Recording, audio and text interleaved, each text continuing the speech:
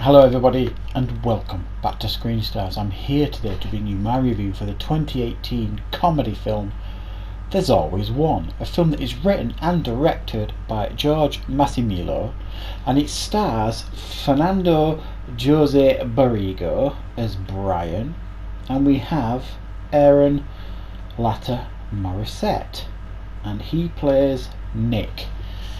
Now, this film is very much in the spirit of films that have come before, namely the Porky's films from the 80s, if you remember those, and I've done a classic film review on the Porky's film, and the American Pie films.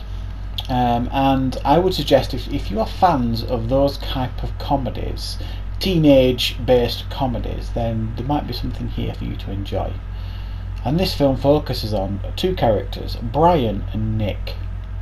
Now, Nick somehow manages to get sent a text by some girls who are bathing topless in the backyard, and he sees this as an invitation to get over there as fast as he can because, you know, he's a teenager. Why wouldn't you want to get there as fast as humanly possible? And he tries to convince his friend Brian, who is absolutely head over heels in love with another girl who, on the surface it would seem, is just using him. So this is the comedy, or essentially like those films, like the American Pie and the Porky's films, where, you know, they want to get laid basically.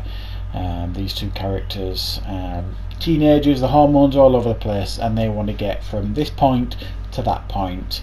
At this point there are no girls, that point there are lots of girls, and some of them appear to be topless, so why would you not want to go there as fast as possible? So that's essentially what the story is about, is Brian and Nick trying to get to this party where they believe they have, well, certainly Nick believes that he may have a good chance of getting laid, and Brian is only really going because he's trying to impress his girlfriend, who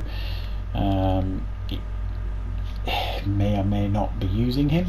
So they get into different situations. You're going to a party, so you're going to need alcohol. So they get in situations like that where they have to go and collect some alcohol.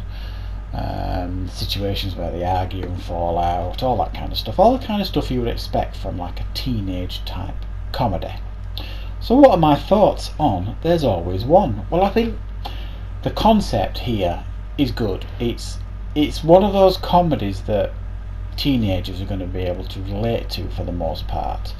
I'm not a teenager anymore, however I can still remember what it was like to be a teenager, and I find the Porky's films and the American Pie films still to be highly entertaining, and they stand the test of time, and they move on to new generations because of this, because teenagers essentially are the same no matter really what generation that you're in, the very core feelings that you are going through. And this film taps into them reasonably well.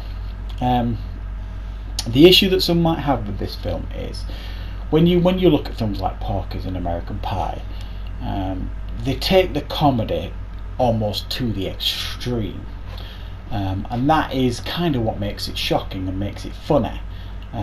It puts people in real situations and then dials it up to 11 to try and shock the audience and make them laugh. Good examples, certainly in American Pie, are when he, does his business with an actual pie and gets discovered by his dad. I mean, a totally ridiculous situation, but you watch it, it's funny, and there's countless examples of that in the movie Porky's.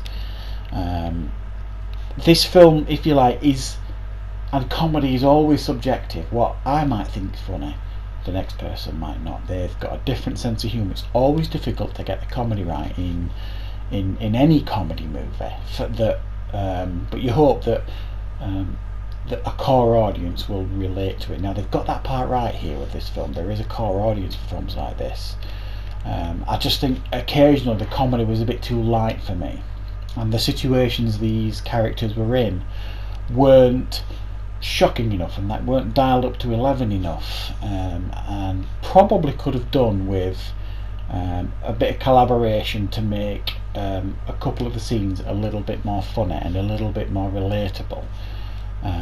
It's it relies a little bit too much on humour around social media and stuff, which is very relevant today.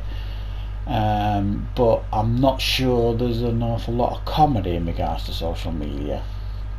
Don't get me wrong, I had a couple of chuckles with this film, and I certainly think it would be very, very relatable to teenagers as a whole. And this film right now it's on the festival scene. It's been seen out there at the festivals. It's not got a general release as yet. I've been requested if I would review this film, which I'm obviously very, very happy to do. And I think there is potential here for this film. I think it's got a really good concept. It is something that will speak to teenagers. Can it stand with its head held high against those classics that I've mentioned? That's a real tall order, and I'm not even sure the filmmakers would want to have that comparison with classic films like that. But it's in certainly the same spirit as those films, and I think if you're willing to accept that and look at this film and realise the DNA that it's got in it, you'll enjoy some of the situations and some of the comedy that it presents to you. But don't expect, if you like, really extreme, shocking comedy, because it doesn't really go there. It feels a little bit more grounded than some of those comedies that I've mentioned. So I'll give it a 5 out of 10. I think it's one of those that will split audiences. There are some that might watch it, that might think it's for them and the humour's for them. There'll be others that will watch it and think, no, it might be for them a poor comparison to those films. So I'm going to go straight down the middle and give it a 5 out of 10. If you get a chance to watch it, let me know what you think in the comments. Thank you very much for watching, everybody, and of course I'll see you next time on Screen Stars.